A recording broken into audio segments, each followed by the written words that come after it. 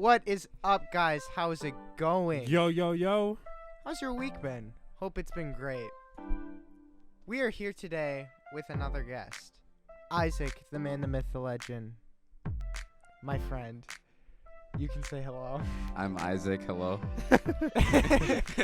And of course, this episode would not be possible without Rabbit Hole Records. If you want to record a podcast, a song, an album, hit up our boy, Chris Swenson. If you want to record a retirement home food fight, Ooh. Chris Swenson's your guy. You know, that actually reminds me of a story. Go Chris on. Swenson actually is the king of retirement home food fights. Chris, how many retirement home competitions have you been in? He just goes from because 2 weeks retirement ago, homes. you're the world record champion holder at bingo, and now you're So- the same at food fights. Yeah, so here's what he told me. He just goes from retirement home to retirement home, causing food fights and winning, and then making bingo nights. And then he's just boom, boom, boom. Yeah, because then the old people get sent back to their room. They can't participate in the bingo nights. It's just Chris. Yeah. It's just Chris. Knock out the At the competition. senior home bingo nights. That's why. Well, but hey, don't hate the player, hate the game. That's what they say. Yeah, I hear that all the time at retirement home food fights. That's the number one thing I hear. Don't hate the player, hate the game. Or watch out, Chris is coming. Girdle your good. Oh, new Instagram caption. Watch out, I'm Chris is coming.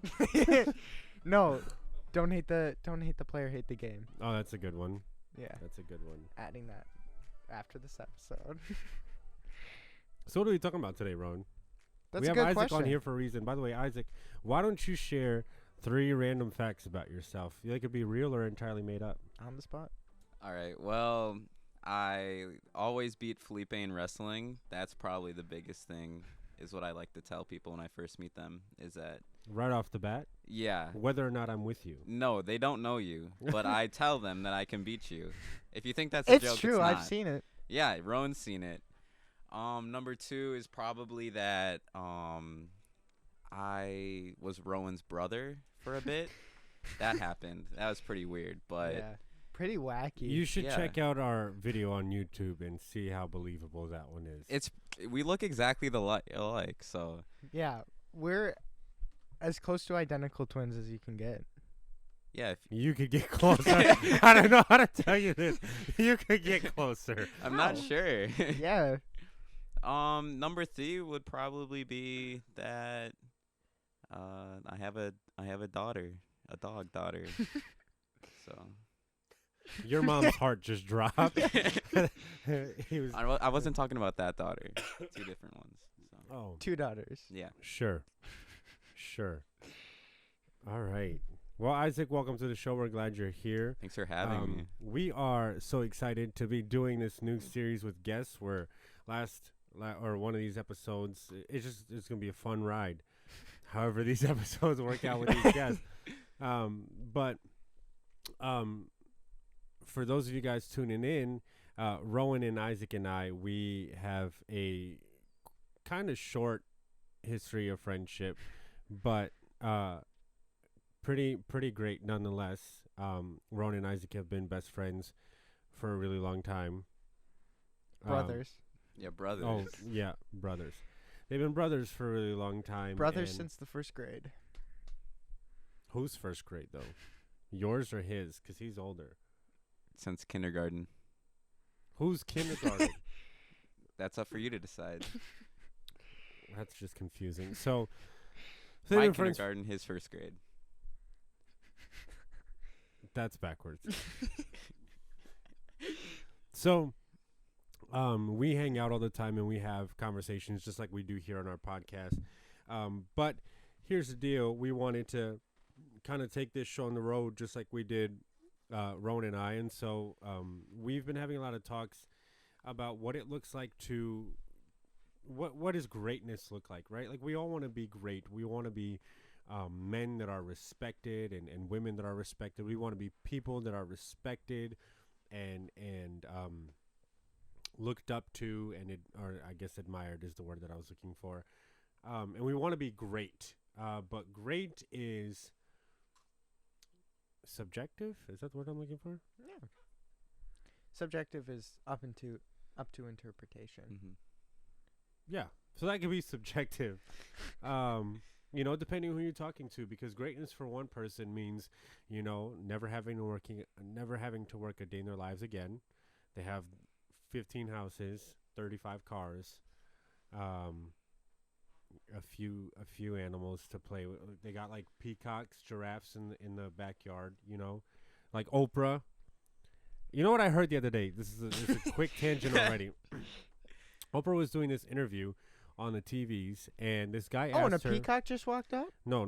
This Oh. guy asked Oprah, like, what's the most normal thing that she does? Because she's a billionaire, right? Like, she's crazy rich.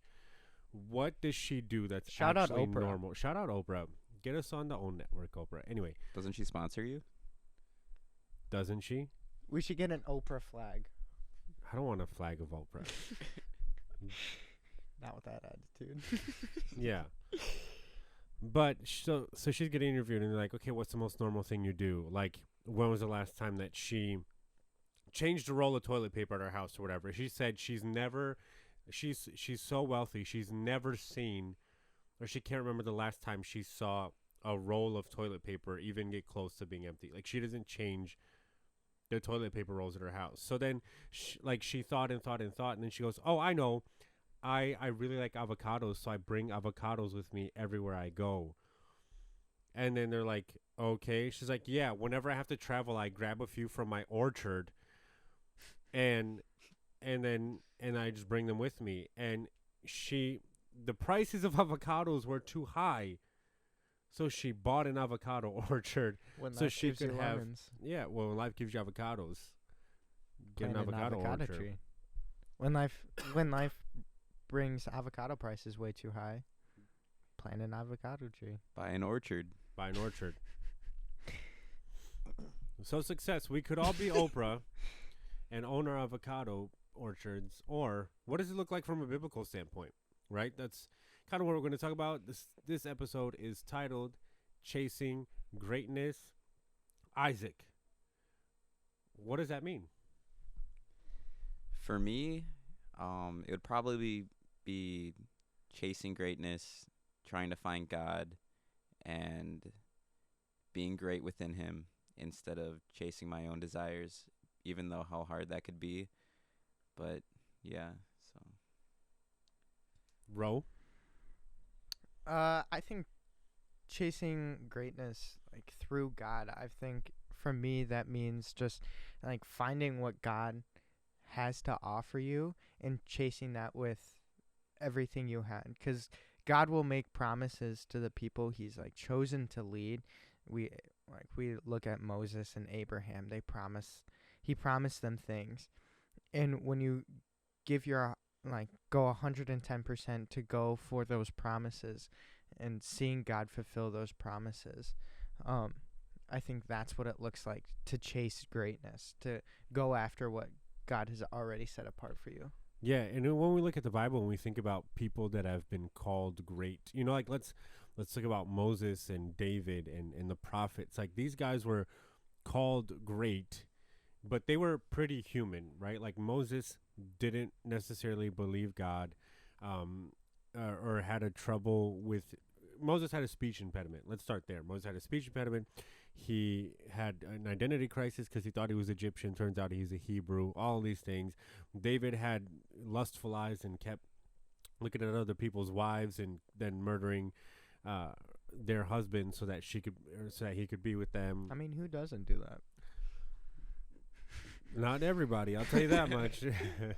But but they're all remembered as great. And when we talk about greatness and success from a biblical standpoint, it's really interesting to think that it doesn't look like what the world would define as great. So it doesn't look like having all of this money in your bank account, although it can. Right? Like, God, I believe God does love and use and want business people to be influential. Absolutely. But does it look like that? Does it look like having the house you've always dreamed of? Does it look like, like having whatever? Like, I think biblical greatness, when we look at it, when we look at success from a biblical standpoint, it's not always defined in physical assets or in monetary value or in the way that I feel like a lot of the world would sometimes describe it.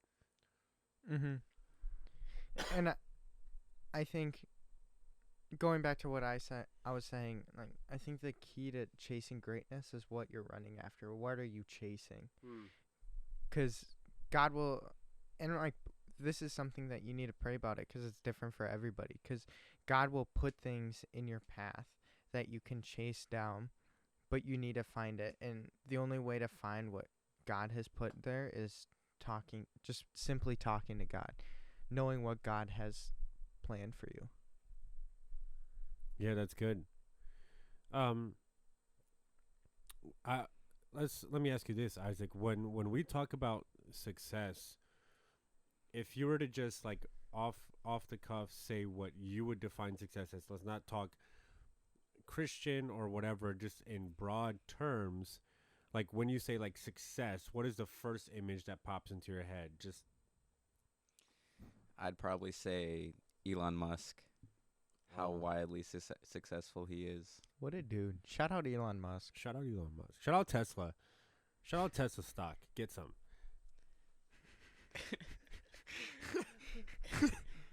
Shout out Dogecoin. Shout out Mars. Sorry. or LeBron James, just how hard those two people worked to get to where they were. The hours and hours they spent to be successful. I think being successful is something that you earn. It's not something that you're given. Oh. Oh, speak your truth. Thanks, brother.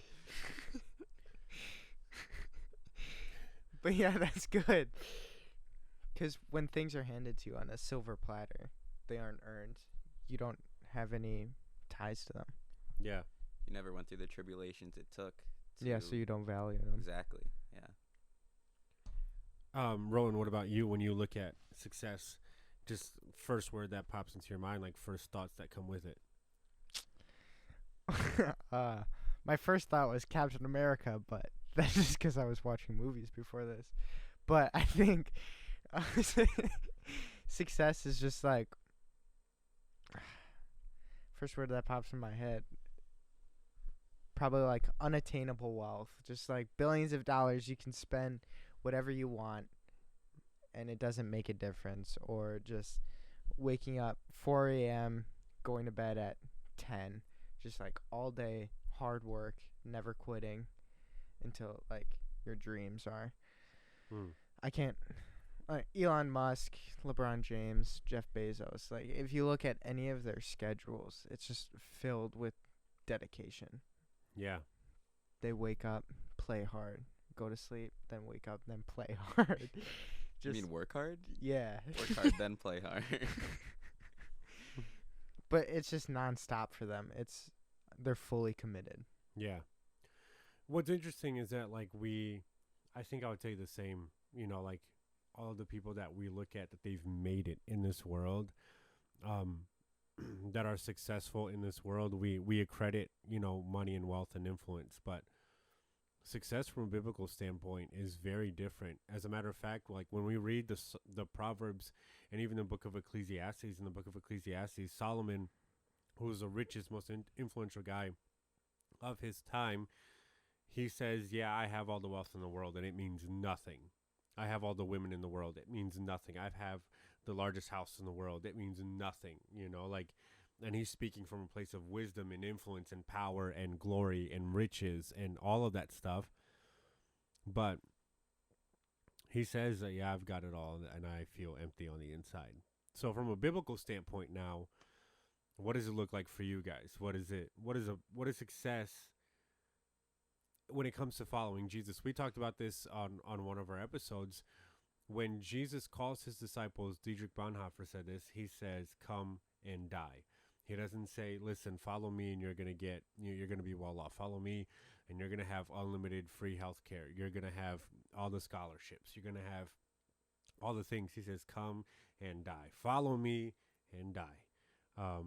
And that looks starkly different than the influence and this. I'm sorry, not the influence, the success that the world offers, because the world is like, live your life now. Hey.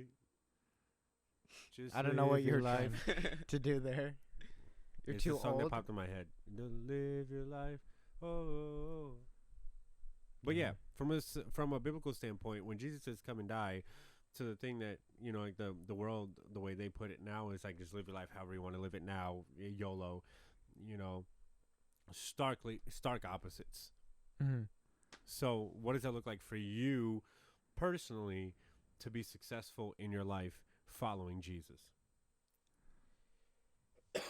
For me, I wake up and try to be successful every day, whether that be going into work and living like Jesus or telling somebody about him, or just texting a friend asking how they're doing and asking to pray over them.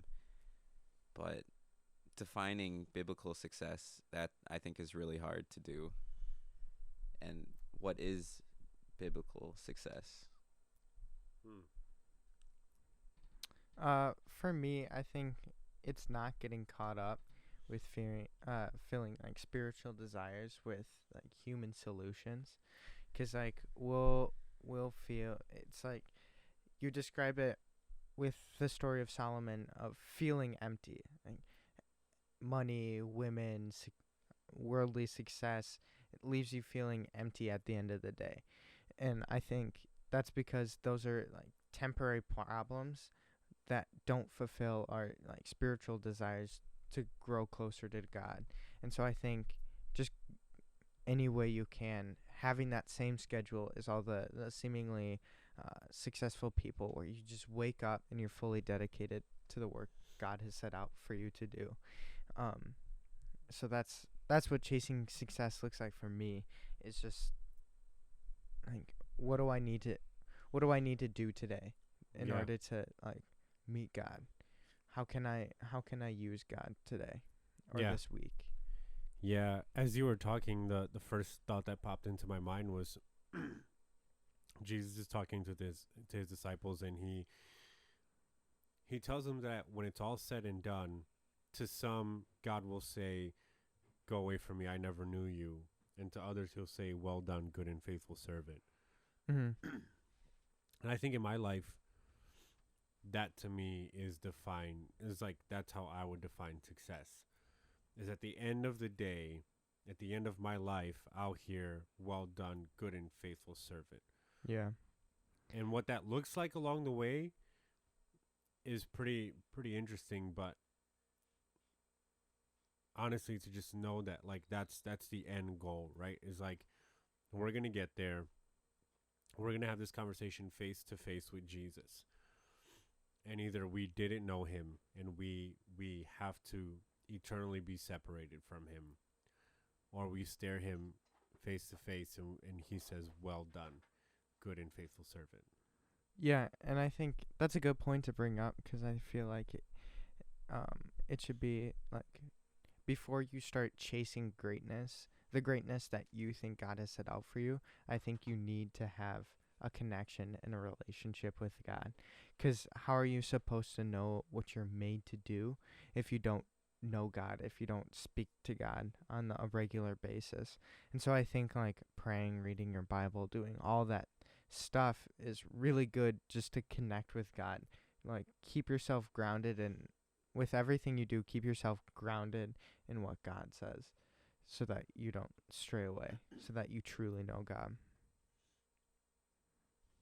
Yeah. So while we were planning this episode on a car ride, Isaac and I were talking, and we started reading Psalm chapter 71 when it came to greatness, and there's a few verses in there that and they say, this is Psalm 71 verses 17 and 18. And the psalmist writes, "Oh God, you have taught me from my earliest childhood, and I constantly tell others about the wonderful things you do.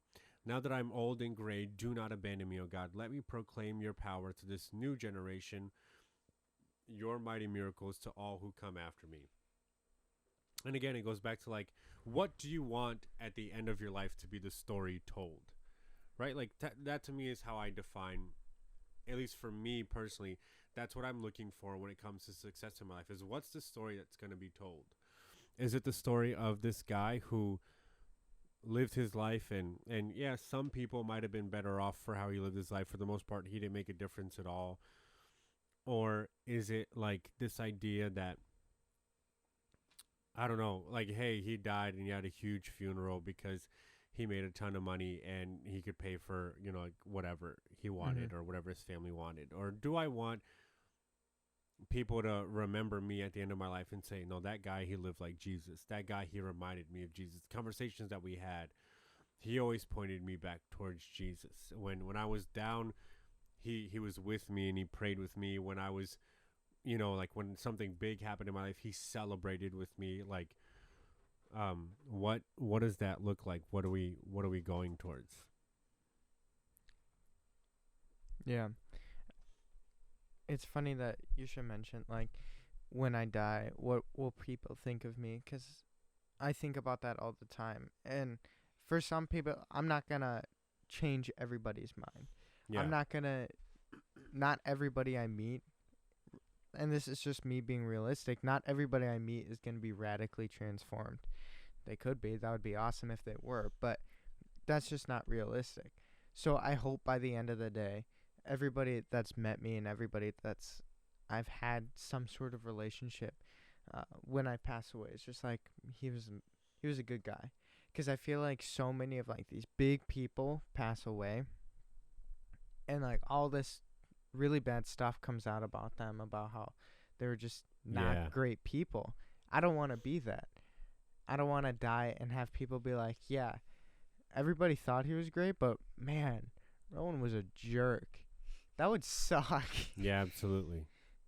So, like, at the end, I don't want fame. I don't want money. Like, at the end of the day, I just want to be a nice guy.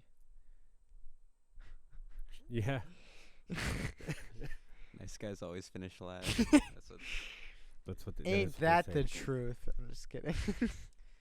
For me, I want to be a respectable man that followed Christ, and doing that is going to be hard. And like Rowan said, changing, or not everybody that you meet is going to be radically transformed. Some people might still think that I'm just a scrawny little kid with a bad attitude, but I just really want to be a respectable man, a man of my word that lived like Jesus and that reminded people like Jesus. I think that that would be the best thing for people to look at me and think of that when they see me. Yeah. Something you've said to me before, Felipe, that's kind of stuck with me is Jesus calls us to spread the gospel around the world, but that doesn't necessarily mean just the earth in general. It can just be your world. And I think that's so important that you don't have to have, or you're not a bad Christian if you're not a missionary, or you're going to China, to Russia, to Mongolia, spreading the word of God. Like, you can, your world is good enough. Like, if you're spreading the gospel to everybody you know, everybody in your power, yeah, like, that's okay. And it's funny because as a kid, I always thought about this, like, every missionary must be in heaven. Like, you can't be a missionary and not be in heaven. And so, like, the easiest way to get to heaven, just be a missionary, right? But you can be a missionary in your own neighborhood. You don't need to go to Africa. Yeah. Like, just spread the word where you're at. Yeah, absolutely. In the Great Commission, Jesus tells us, like, specifically to start in our neighborhood. He looks at the disciples and he says, go to Jerusalem, then Samaria, then Judea, then all of the world. And Jerusalem was where they were at. Jesus says, start right here. Like, before you try to go everywhere else. And that's an interesting to bring up too, because like I think if we look big picture first, it's easy to get inundated and feel overwhelmed with the magnitude of it all, right? Like, how am I ever going to tell everybody about Jesus? I don't want to go to North Korea. Like, how am I supposed to get to North Korea and tell people about Jesus? But most people aren't even willing to start in their workplace. Most people aren't even willing to start at school.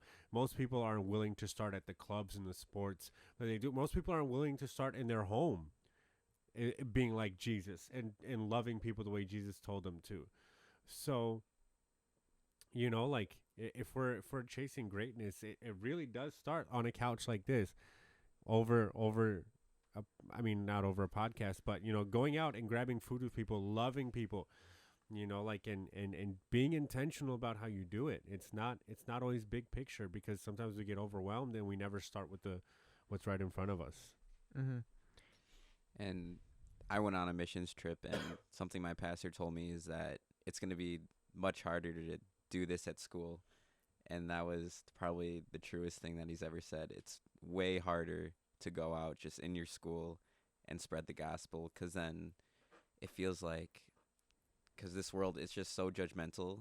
So if you, sorry, I'm tripping on my words. If you say something wrong, then they're going to just try to use it against you.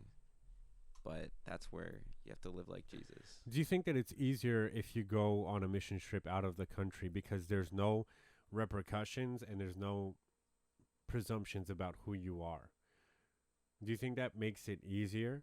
Like, if for example, let's not even go out of the country. If you were to go to a different city, a different state, and try to tell people about Jesus, do you feel like it's easier then, because people don't know you?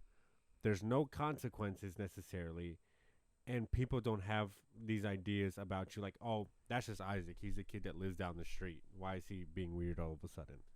100%. I feel like that's way easier than going to some place where everybody knows you, where there is repercussions of what you say and how you act, and they're like, oh, that's just Isaac. He acts a certain way. He's not really Christian, So. Yeah. I also want to bring up, like, at the end of the day, like, what is greatness? Like, breaking it down simple, because I think back at what we all kind of equated to what greatness is, and basically boiled down to is money and power, which when we pass away, what does that leave? Like, when Jeff Bezos dies, shout out Jeff Bezos, but shout out Amazon Prime, sponsor us. Free delivery. Yeah, just we'll put up a flag.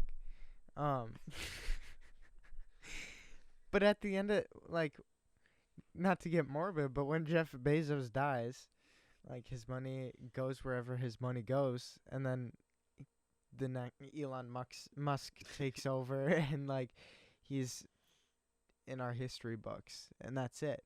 Yeah. But, like, it's all about the legacy you leave behind. Like, how many people are gonna be Hamilton? Shout out Hamilton. Shout out Hamilton. Sponsor us. We'll have a flag up.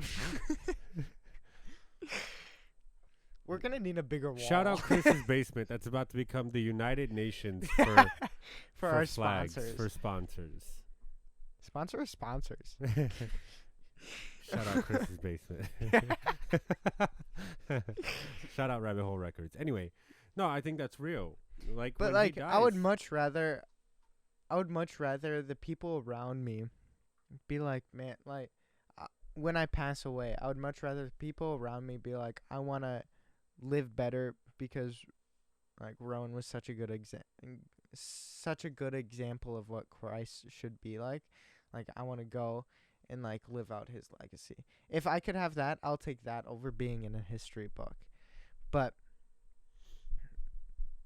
I think we get too caught up in, like, the here and now. Like, we don't think about the future, and we think about, like, I want money because money's going to solve our problems. Exactly. And I want power because I don't want to be told what to do.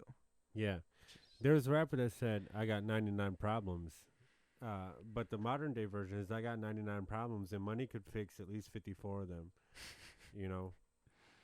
Power could fix the other 46. Out of 99, 54.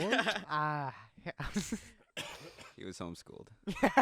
I'm not that bad at math, but that doesn't sound right. I mean, I'm not that good at math. What's I am that bad at math. x squared? What's X? You gotta figure that out. It's squared. What? It's a cube, idiot. Um. Let's talk about this. We're talking about success.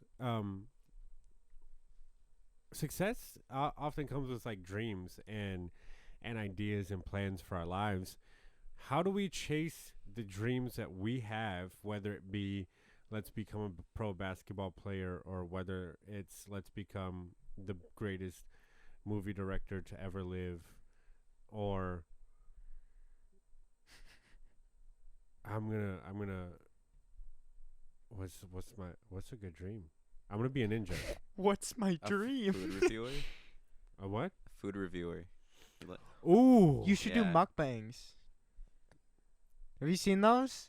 People just get a ton of food. They just eat it. Shout out mukbangs. I don't know if I want to shut it out. It sounds weird. I'll show you some videos of it later. It's an Eastern thing. Yeah. It looks really Far good. East. Japan. Oh. That's West. All right. But yeah, being a food reviewer would be like a really nice gig. 'Cause I like to eat. Anyway, Just a critic in general. This food is bad. This movie is good. I could do that. Yeah. So how do we chase our dreams? The ones that we feel like God put in our hearts, and honor Him. How do we become successful successfully? Ooh. Oh. See, I'm just so taken aback with how you phrase that sentence. Shout out sentences. Oh gosh. Oh, Shout that's out gonna be grammar. so overkill. uh, So, yeah, go ahead. how to be successful successfully, or how to get successful successfully? Yeah. Yeah, sure. If we're trying to do it the biblical way, right? Like if we're, because that's the thing is like we're looking at all these topics that we talk about on our podcast. We're trying to look at it from a biblical standpoint, whether it be whatever. But like I don't know where I was gonna say with that. But if we're trying to figure out what each and every area of our lives look like in relationship to what the Bible has to say and how Jesus calls us to live, like if we're trying to be successfully according to what the Bible says, what does that look like? You know, like how do we chase after the things that we want and put God first? Well, as the rap god and musical genius Toby Mac once said, That's hilarious. I don't want to gain the whole world. He didn't say that. and He lose quoted a my Bible soul. verse. He quoted the Bible verse. Was that a Bible verse? Absolutely. I've only ever heard that in the song. Then you don't read your Bible. Shout out Toby Mac. Shout out reading your Bible. Shout out Bible in context. Check out that episode, by the way. Link right here. But I think there's some truthment in that Toby Mac quote. But Shout out Truthment. I was thinking. shout out the truth.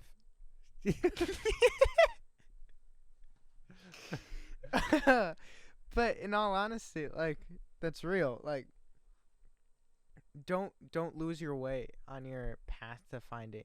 Like especially if you believe it's a God-given I'm thinking of especially if it's a God-given path. Like I'm thinking of the story of Moses, right?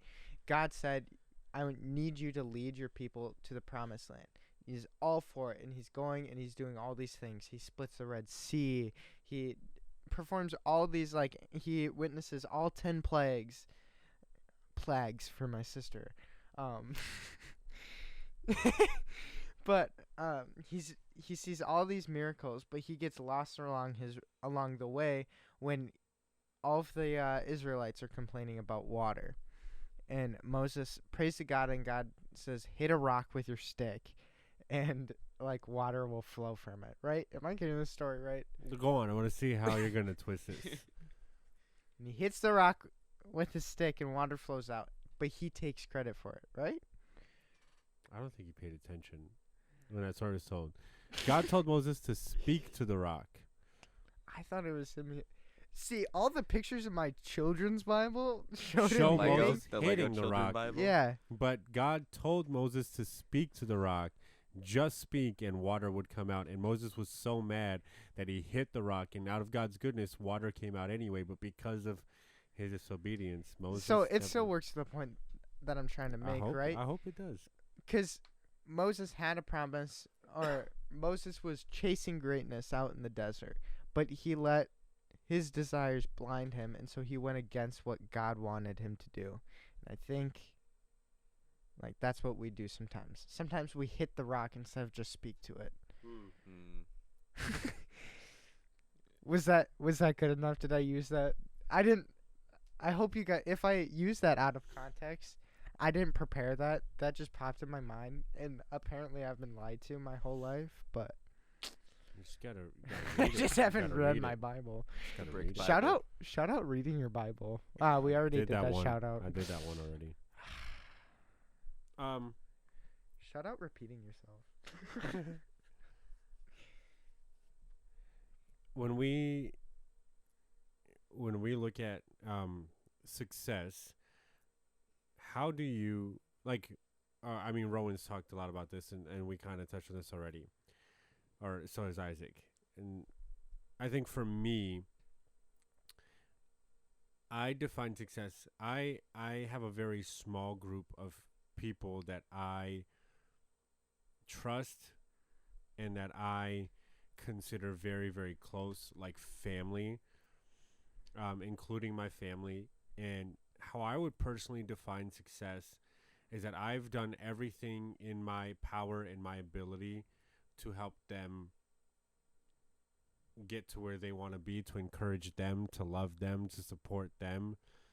For example, like with this podcast, in general, my goal isn't necessarily to hit 1 million subscribers on YouTube. It's to see Rowan succeed in something, like whether or not he thinks he's good at this. Like my goal in life is to see Rowan win. My goal in life is to see Isaac win. My goal in life is to see my best friends, Stanley, Vinny, Bruno, win,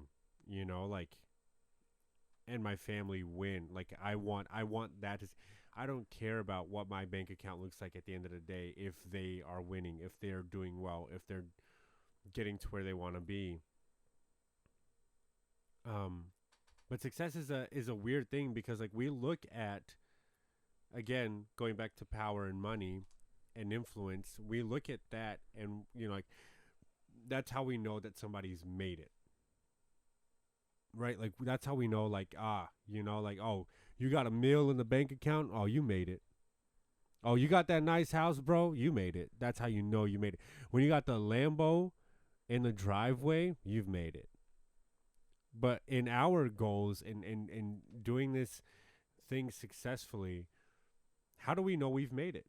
How do we know that our version of being successful, how do we know that we've made it? I feel like there's no roof. You can just keep on going and keep on getting better and closer to God. I don't think that there's a limit to our biblical success. That's interesting. Because, like...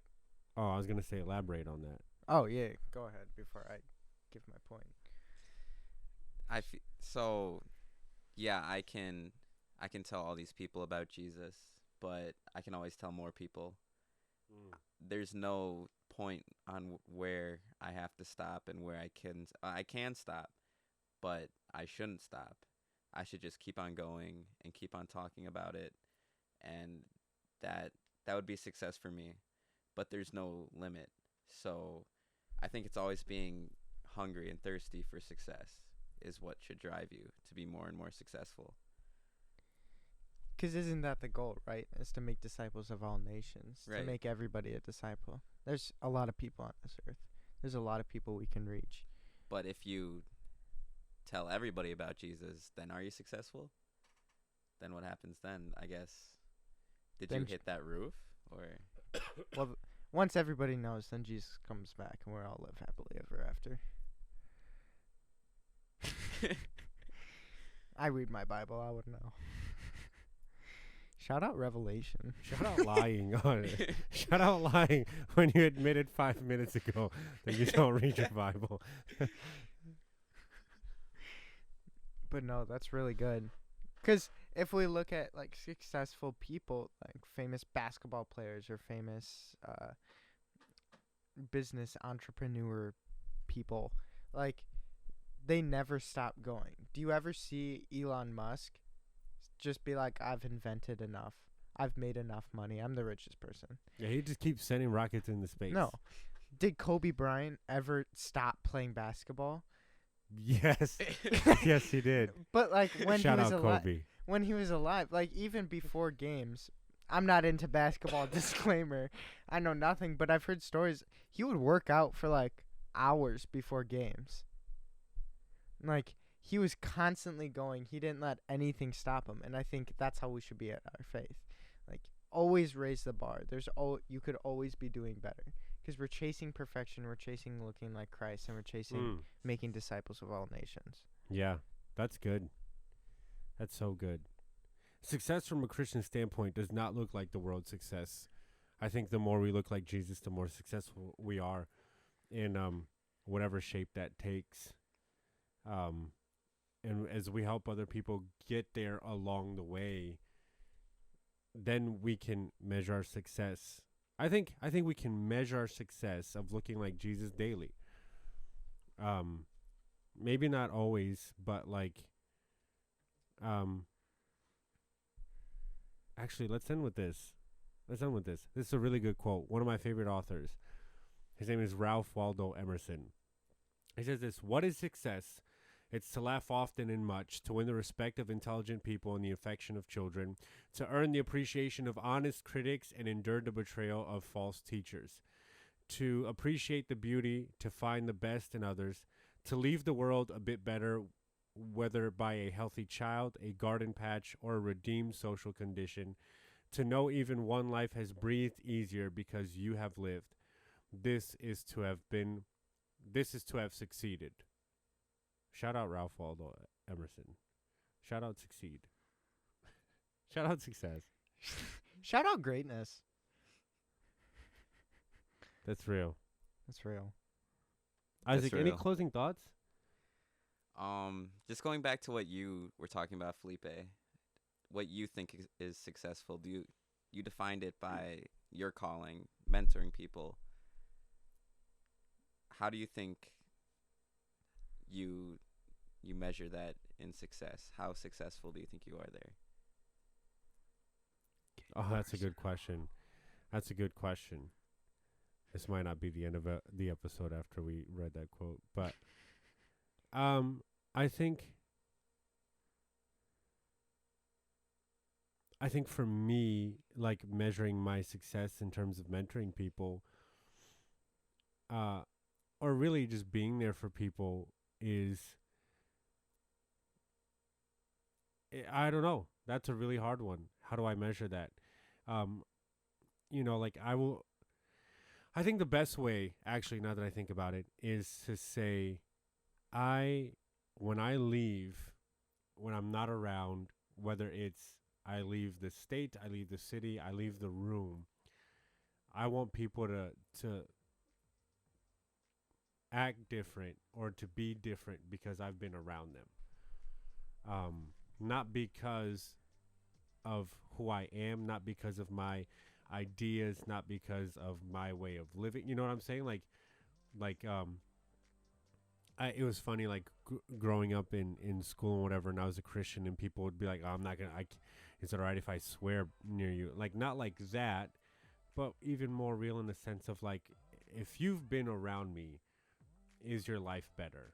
If I've personally invested time and relationship into you, is your life better? I think that's how I would measure it. Very cool. To know that even one life has breathed easier because I have lived. There it is. Tied it back. Oh. Well, follow us on our socials. At So I Was Thinking. All right, you Pretty sound much so everywhere. enthusiastic. By the way, you can follow us on social media if you like, subscribe. Shout out This social episode- media. Shout out social media. Shout out BioFreeze, letting me be here. Isaac had a neck injury, and we don't know why. He doesn't know why. After this, he has to go to Glendale Nursing Home. He's playing Chris at the one-on-one bingo tournament. We'll see how he does. Yeah. It's Chris is championship ruthless. round. He's already started the food fight. He texted Betsy and was like, Yo, I heard Gloria said your dentures were ugly. get out the creamed corn. Yo, Betsy. Pull through. I don't know what that means. But Pull through seriously with though, the beans. thanks for tuning in, everybody. We hope you enjoyed this episode. Like, subscribe, share with your friends. Follow us on social media. We're on Instagram, Facebook, TikTok, MySpace. Thank you. LinkedIn. We have a page on Wikipedia. And you can check us out on So I Was Thinking Also, Podcast. we have merch that we never plug. Go check out our merch store. .com/merch. So I was thinking podcast.com Shout out merch. /merch. Shout out merch. Get some. Yeah. Have a great week. See ya. Love you.